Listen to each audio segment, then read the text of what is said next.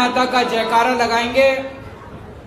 सब लोग मुट्ठी बंद करेंगे, हाथ ऊपर करेंगे और पूरे जोर से बोलेंगे, भारत माता की, भारत माता की, इनकलाब, वंदे वंदे। सबसे पहले आप सब लोगों को, सभी देशवासियों को चांद पे पहुंचने की बहुत बहुत शुभकामनाएं, बहुत बहुत बधाई। आज हर देशवासी का सीना गर्व से चौड़ा हो रहा है कि पूरा हमारा देश चांद पे पहुंच गया।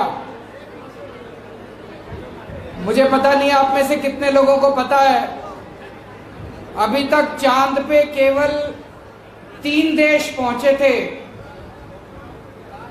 अमेरिका, रशिया और चीन। चौथा भारत देश है चांद पे पहुंचने वाला,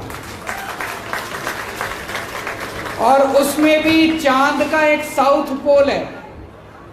साउथ पोल पे कहते हैं शायद पानी मिल सकता है, बर्फ मिल सकती है, ऑक्सीजन मिल सकती है। साउथ पोल पे पहुंचने वाला भारत पहला देश है दुनिया का आज। उसके पहले कोई देश नहीं पहुंचा था। सो हमारे देश में बहुत प्रतिभा है। मैं हमेशा कहता हूं, हमारे देशवासी जो हैं, भारतवासी जो हैं, जब दुनिया बनाई थी, ऊपर वाले ने, भगवान ने जब पृथ्वी बनाई थी, तो सबसे खूबसूरत और सबसे बढ़िया देश भारत बनाया था। भारत को सब कुछ दिया भगवान ने। भारत को नदियां दी, पहाड़ दिए, जीव जंतु दिए, तरह तरह की औषधियां दी, फसलें दी, हर किस्म की चीज दी भारत को। और फिर भगवान ने जब इंसान पैदा किया, तो सबसे इंटेलिजेंट इंसान भगवान ने भारत में पैदा किए, सबसे ज्यादा इंटेलिजेंट। आज हमारे वैज्ञानिकों ने साबित कर दिया कि हम किसी से कम नहीं है।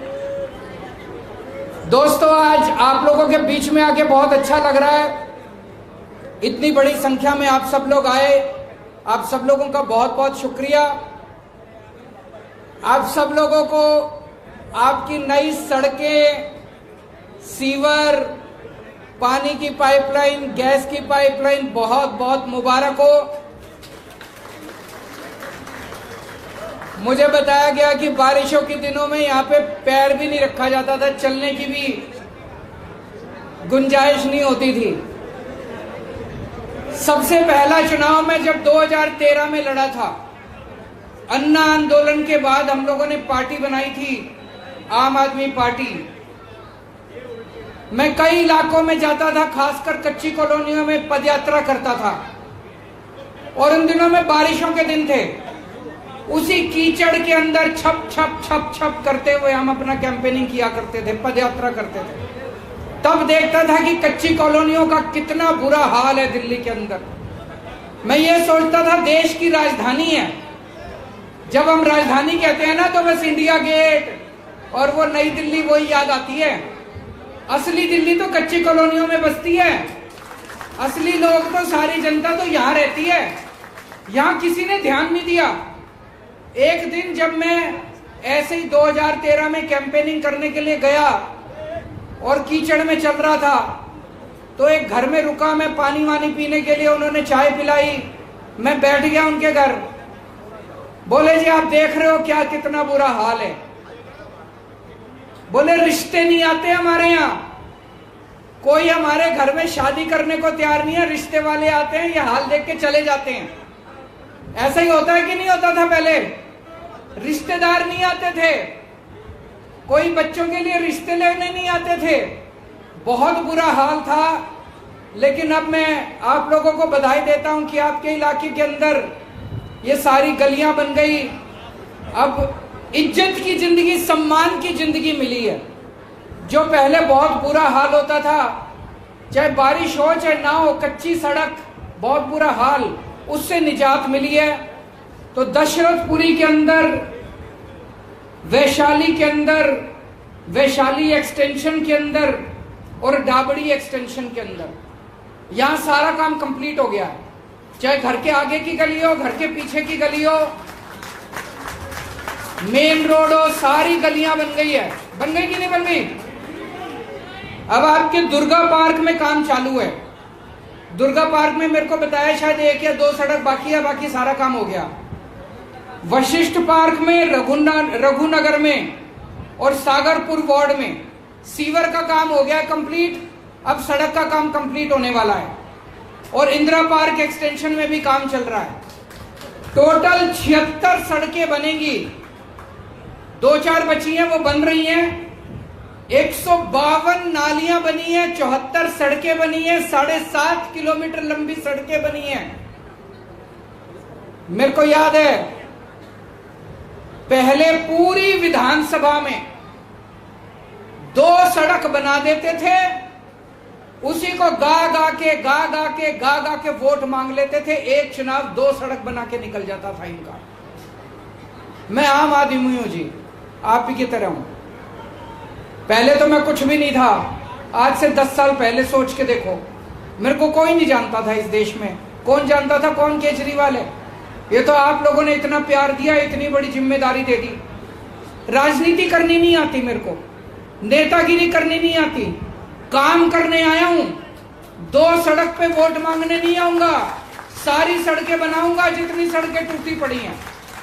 काम करने आया हूं, काम अच्छा लगे। 2020 का चुनाव जब लड़ा था तब भी मैंने कहा था काम अच्छा लगाओ मेरा 5 साल का तो वोट देना, काम अच्छा नहीं लगाओ तो वोट मत देना। तो सारे काम करेंगे। 2 सड़क 1 सड़क बना के गा के हमें अपने को दिल्ली ठीक करनी है, सारी चीजें ठीक करनी है। एक एक करके लगा हुआ हूं मैं। सीसीटीवी कैमरे लग गए सब लोगों के, सीसीटीवी कैमरे भी लग गए, गैस के कनेक्शन भी लग गए, पानी के पाइपलाइन भी लग गई, सीवर की पाइपलाइन भी लग गई। और मैं देख रहा हूं सबसे ज्यादा राजनीति अभी तक सारी पार्टियों ने कच्ची कॉलोनियों पे करी है। हर चुनाव के पहले मेरे को याद है, पहले जो पार्टी थी वो भी हर चुनाव के पहले कहती थी हम कच्ची कॉलोनी, हमें वोट दे दो कच्ची कॉलोनियों में ये कर देंगे, हमें वोट दे दो कच्ची कॉलोनियों में ये कर देंगे। अभी 2020 का चुनाव हुआ तो केंद्र सरकार ने भी आके बोला कच्ची कॉलोनियां पक्की करेंगे। ये कोई कुछ नहीं करता, नीयत खराब है, हमारी नीयत ठीक है। आपको जान के ताज्जुब होगा 2014 में हमारी सरकार बनी थी, उसके पहले 65 साल में दिल्ली में 1700 कच्ची कॉलोनियां हैं। 65 साल में केवल 250 कच्ची कॉलोनियों की सड़कें बनी थी और पिछले 7 साल में मैंने 850 कच्ची कॉलोनियों की सड़कें बनवा दी हैं। 7 साल में 850 कच्ची कॉलोनियां।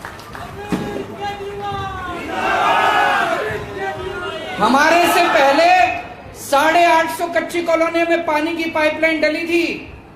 हमने सारी दिल्ली की सारी कच्ची कॉलोनियों में पानी की पाइपलाइन डलवा दी है। अब सीवर के कनेक्शन भी पड़ रहे हैं और ये हमारे मंत्री जी बैठे हैं सौरभ भारद्वाज, ये इसके कल ही मैं इनके साथ दिल्ली की सारी कच्ची कॉलोनियों का वो ले रहा था कि कहां कहां पानी की पाइपलाइन डल गई, कहां कहां सड़कें। अगली साल दिसंबर के महीने तक दिल्ली की सारी कच्ची कॉलोनियों में सड़कें पड़ जाएंगी।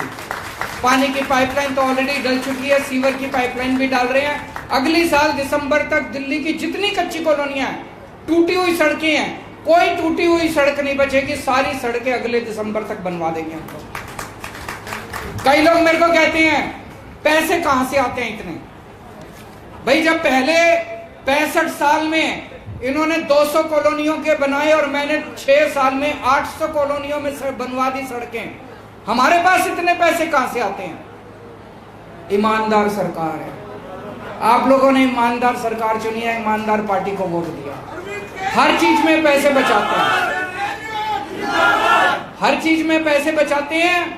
आज दिल्ली पूरे देश का अकेला, अब तो दूसरा हो गया, पंजाब में भी दिल्ली अकेला शहर देश वो था, राज्य था जहां 24 घंटे बिजली आनी शुरू हो गई थी और फ्री बिजली आती थी। फ्री बिजली आती है नहीं आती है? किस किस की फ्री बिजली आती है, जरा हाथ खड़े कर दो।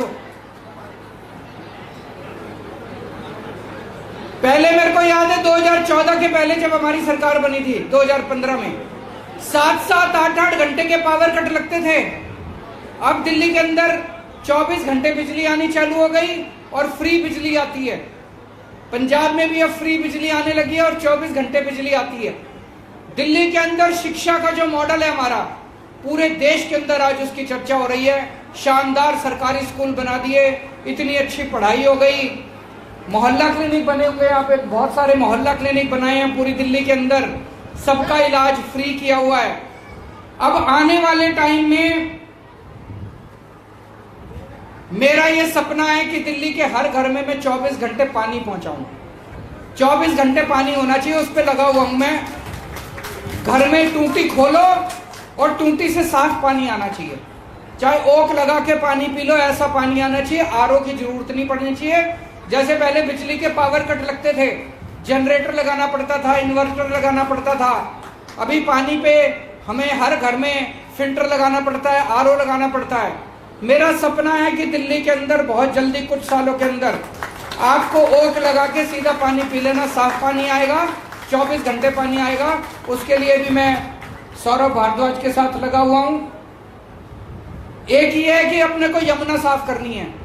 यमुना साफ करने की एक और मैंने ठाना हुआ है कि यमुना को अपने को साफ करना है। दिल्ली की सारी सड़कें बनवानी है और सफाई आप लोगों ने नगर निगम की जिम्मेदारी हमको दे दी। आप लोगों का बहुत बहुत शुक्रिया।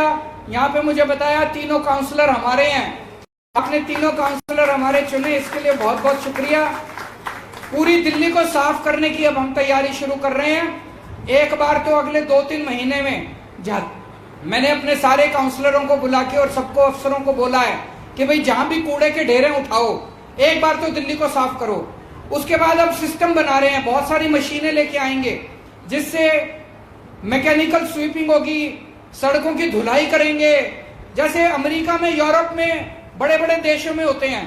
ऐसे दिल्ली देश की राजधानी है, दिल्ली में भी होना चाहिए, सफाई होनी चाहिए।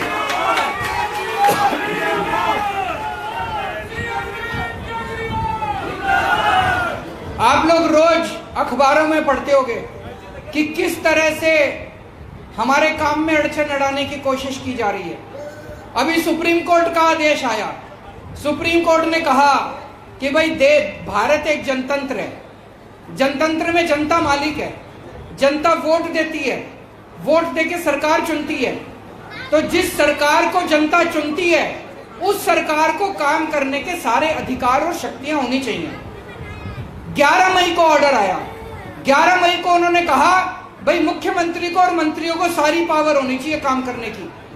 19 मई को 8 दिन के अंदर इन्होंने अध्यादेश लाके फिर से सारी पावर छीन ली दिल्ली सरकार की। पर मैं आपको यह कहना चाहता हूं, चिंता ना करना, मैं हूं, काम नहीं रुकने दूंगा, जो मर्जी हो जाए, ये मेरी जितनी पावर छीन ले। अब तो फिर भी आप लोगों ने मेरे को मुख्यमंत्री बना दिया।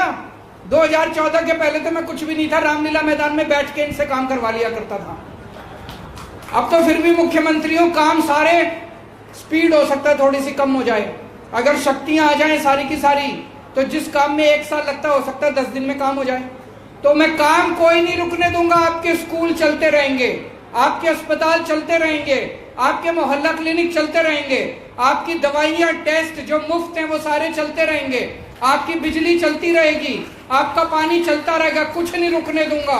लेकिन ये है, सुप्रीम कोर्ट में अब केस कराया हमने, मुझे पूरी उम्मीद है सुप्रीम कोर्ट दिल्ली के लोगों का साथ देगा और फिर से हमें सुप्रीम कोर्ट वापस शक्तियां दिलाएगा ताकि और जोर शोर से हम काम कर सकें।